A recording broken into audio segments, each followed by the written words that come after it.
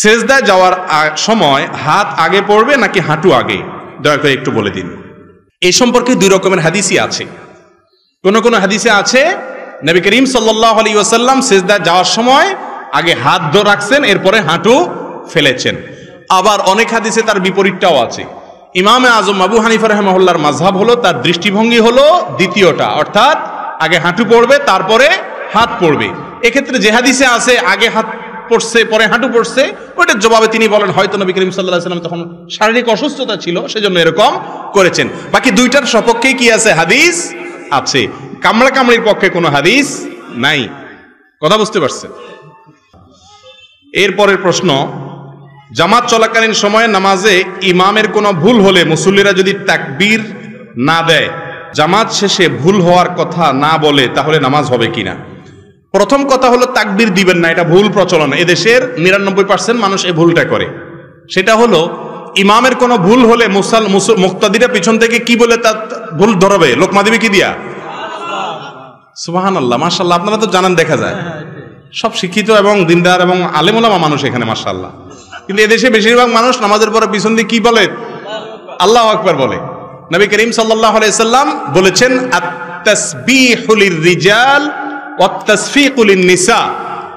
ইমামের ভুল হলে পেছনে মুক্তাদি যদি মহিলা থাকে তাহলে এভাবে হাতে বাড়ি দিবে, মানে ইমাম সাহেবরে বুঝাবে যে ইমাম সাহেব বেলাইনে চলে যাচ্ছেন। কথা বুঝতে পারছেন? আর পুরুষ যদি থাকে তাহলে বলবে কি? সুবহানাল্লাহ। আমরা বলি কি? আল্লাহু আকবার। আল্লাহু আকবার হাদিসে নেই, হাদিসে আসছে কি? সুবহানাল্লাহ। এর আমলও খুব একটা চালু নেই আমাদের সমাজে, জানেই না মানুষ। এটা হলো প্রথম কথা। দ্বিতীয় কথা হলো ইমাম সাহেবের ভুল হয়েছে, মুক্তাদিরাও লোকমা দেয় নাই, নামাজ শেষ হয়ে গেছে, এখন কি করবে? উত্তর হলো দেখতে হবে ভুলটা কোন ধরনের। যদি ফরজ ভুল হয়ে থাকে, ফরজ তরক হয়, যেমন ইমাম 4 রাকাত 3 রাকাত পড়ে সালাম ফিরে ফেলেছে, তাহলে তো নামাজ আবার পড়তে হবে বা ওই রাকাত পড়তে হবে। আর যদি ওয়াজিবের ভুল হয় আর সবাই কেবলার দিকেই ফিরে থাকে, তখন স্মরণ হয়, তখনও যদি লোকমা দেয় ইমাম সাহেব, যদি কি করে সেজদা দেয়, তাইলে নামাজ হয়ে যাবে। আর যদি হাঁটা চলা করে কথাবার্তা বলে তারপরে মনে হয়, তাহলে আবার নামাজ পড়তে হবে। আর যদি সুন্নাতের ভুল হয় তাহলে সেক্ষেত্রে কিছুই করা লাগবে না, নামাজ হয়ে গেছে ইনশাআল্লাহ। এরপরে প্রশ্ন হলো জুতা পরে জানাজা নামাজ পড়া যাবে কিনা? উত্তর হলো অবশ্যই যাবে।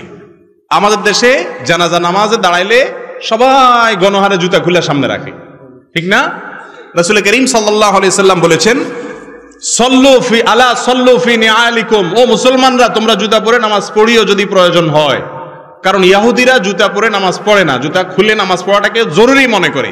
তোমাদের কখনো ঠেকায় পড়ে গেলে দরকার হলে জুতা পরে নামাজ পড়তে পারো। জানাজা নামাজ তো বাহিরে পড়া সুন্নত, মসজিদে না। তো বাহিরে নামাজ হলে জুতা পরেই নামাজ পড়ার কথা। তবে হ্যাঁ, জুতার নিচে যদি নাপাক থাকে, আপনি একটু তলা দেখলেন, নাপাক আছে দেখলেন, তাহলে জুতা খুলে রেখে আপনি নামাজ পড়েন, বা খুলে তার উপরে নামাজ পড়েন, নামাজ হয়ে যাবে। কিন্তু যদি দেখেন যে না, নাপাকের কোনো আলামত নাই, মাটি কাদা তো থাকবে, এটা তো আর নাপাক না। মাটি কি নাপাক? অতএব মাটি ধুলাবালি থাকলে ওইটা নিয়ে নামাজ পড়া যাবে। নাপাক দেখলে সেটা শুধু খুলে রাখবেন। আর আজকাল নাপাক কোথায়? আগে তো যেখানে সেখানে পায়খানা করতো মানুষ, এখন তো আলহামদুলিল্লাহ সব পাকা পায়খানা, যার কারণে যেখানে সেখানে তো নাপাক থাকেও না। যদি থাকেও পরবর্তীতে জুতা কত জায়গা দিয়ে হাঁটতে হাঁটতে ওইটা মুছে আলামতও শেষ হয়ে যায়। রফিয়ে দান করলে অনেকে শিয়া বলে গালি দেয়, এখন আমার করণীয় কি? রফিয়ে দান করলে কি বলে? শিয়া। রফিয়ে দান করলে যে ব্যক্তি শিয়া বলে সে গণ্ড মূর্খ, সে গণ্ড মূর্খ।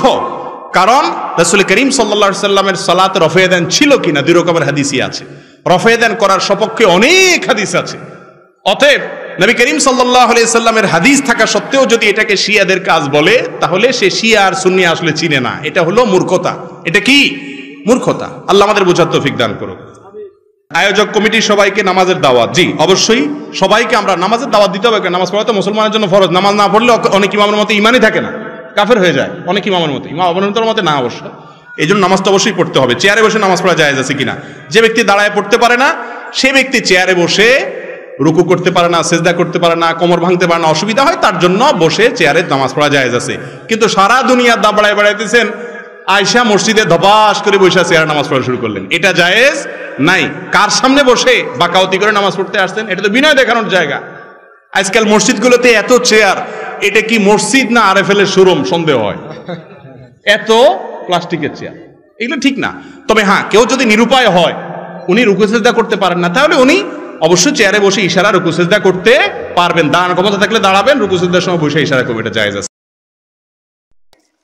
হুজুর সাল্লাল্লাহু আলাইহি সাল্লাম ইরশাদ ফরমায়েছেন, যদি কোনো কওম বা জামাতের মধ্যে কোনো ব্যক্তি কোনো গুনাহের কাজে লিপ্ত হয় এবং ওই কওম বা জামাতের কোনো শক্তি থাকা সত্ত্বেও তাহাকে উক্ত গুনাহের কাজ হইতে বাধা না দেয়, তবে মৃত্যুর পূর্বে দুনিয়াতেই তাহাদের উপর আল্লাহ তাআলার আযাব আসিবে। হে আমার বুজুর্গ এবং ইসলাম ও মুসলমানের উন্নতিগামী বন্ধুগণ, ইহাই হইল মুসলমানদের ধ্বংস ও ক্রমবর্ধমান অবনতির কারণ।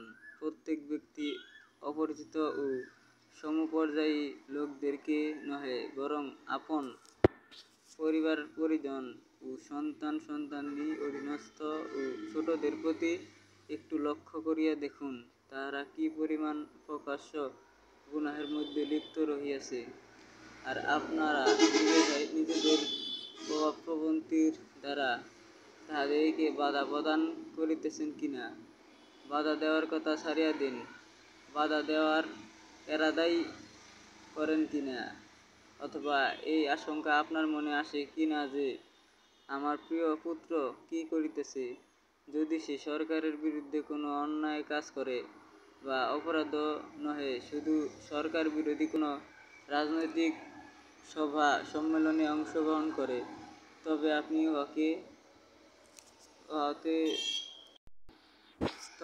উহাতে জড়িয়া পড়ার ভয়ে চিন্তিত হইয়া যান। তাহাকে শাসন করা হয় এবং নিজের দোষ ও দায়মুক্ত থাকিবার জন্য বিভিন্ন রকম তাদবীর করা হয়, কিন্তু আহকামুল হাকিমিন আল্লাহ তাআলার নাফরমানদের সাথেও কি এইরূপ আচরণ করা হয়, তাহা ক্ষণস্থায়ী দুনিয়ার নগণ্য অপরাধীর সাথে করা হয়। আপনি ভালো করিয়া জানেন, আপনার প্রিয় পুত্র দাবা খেলায় আসক্ত, তাস খেলায় ডুবিয়া থাকে, কয়েক ওয়াক্তের নামাজ ছাড়িয়া দেয়, কিন্তু আফসোস কখনো আপনার মুখ হইতে ভুলেও এই কথা বাহির হয় না, এই বেটা কি করিতেছ, ইহা তো মুসলমানের কাজ নয়। অথচ তাহার সহিত খানাপিনাও ছাড়িয়া দেওয়ার হুকুম ছিল, যেমন পূর্বে উল্লেখ করা হইয়াছে। আল্লাহ তাআলা আমাদের সকলকে আমল করার তৌফিক দান করুক।